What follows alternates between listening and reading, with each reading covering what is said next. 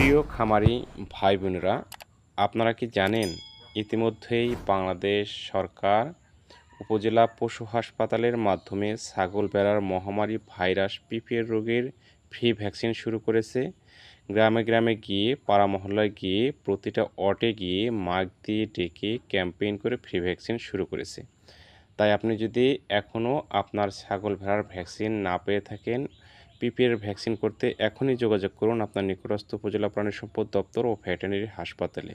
আর হ্যাঁ, অবশ্যই মনে রাখবেন, ছাগল ভেড়াকে পিপিআর রোগের ভ্যাকসিন দিতে হলে সম্পূর্ণ সুস্থ অবস্থায় দিতে হয়। অসুস্থ কোনো ছাগল ভেড়াকে পিপিআর রোগের ভ্যাকসিন দেওয়া যাবে না।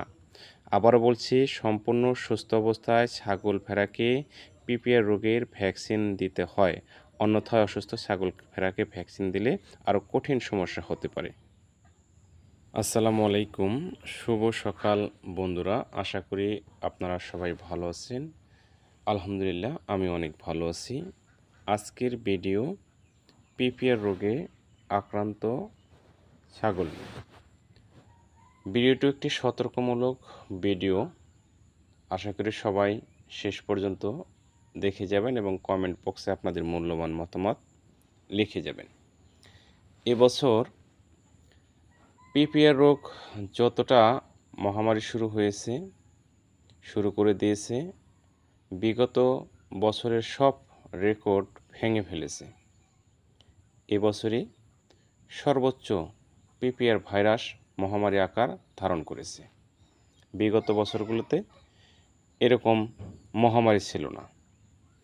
ভিডিওতে যে ছাগলগুলো দেখতে পাচ্ছেন, এগুলো পিপিআর রোগে আক্রান্ত ছাগল। উপজেলা প্রাণী সম্পদ দপ্তর ও ভেটেরিনারি হাসপাতাল, চররাজিপুর, কুড়িগ্রাম। বর্তমানে ছাগল ভেড়ার এই পিপিআর রোগ এমন এক মহামারী আকার ধারণ করেছে যে প্রতিটা বাড়িতে হানা মেরেছে। গরিব অসহায় ক্ষুদ্র খামারিগুলো যখন 2-4টা ছাগল নিয়ে পুরো সংসার চালায়, তখন এই পিপিআর রোগের মহামারীর কারণে তার পুরো খামারটাই ধ্বংস হয়ে যায়।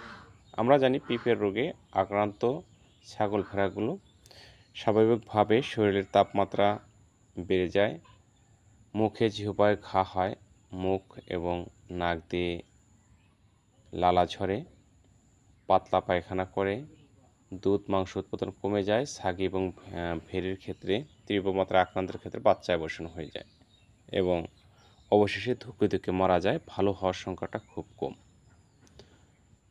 প্রিয় খামারি ভাই বোনেরা, এ রোগ থেকে প্রতিকারের একমাত্র উপায় হলো সম্পূর্ণ সুস্থ অবস্থায় পিপিআরের টিকা দেওয়া বা ভ্যাকসিন দেওয়া।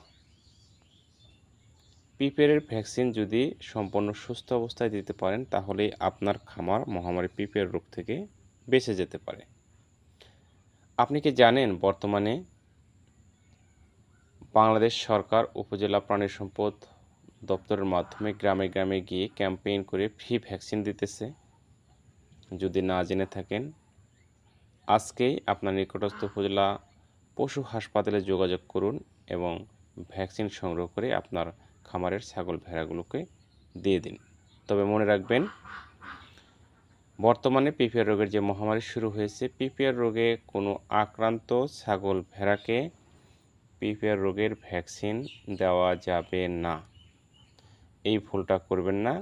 অবশ্যই আপনার অসুস্থ ছাগল নিয়ে গেলেও আমরা যারা ভ্যাকসিন করি তারা ভ্যাকসিন দেব না, কারণ এই ভ্যাকসিনটা দিতে হয় সম্পূর্ণ সুস্থ অবস্থায়। অসুস্থ অবস্থায় দিলে ভ্যাকসিন কাজ করবে না, ছাগল ভেড়ার আরও বড় ধরনের ক্ষতি হয়ে যাবে। তাই অবহেলা না করে, যদি আপনি এখনও আপনার ছাগল ভেড়ার ভ্যাকসিন না পেয়ে থাকেন, তাহলে উপজেলা পশু হাসপাতালে যোগাযোগ করেন।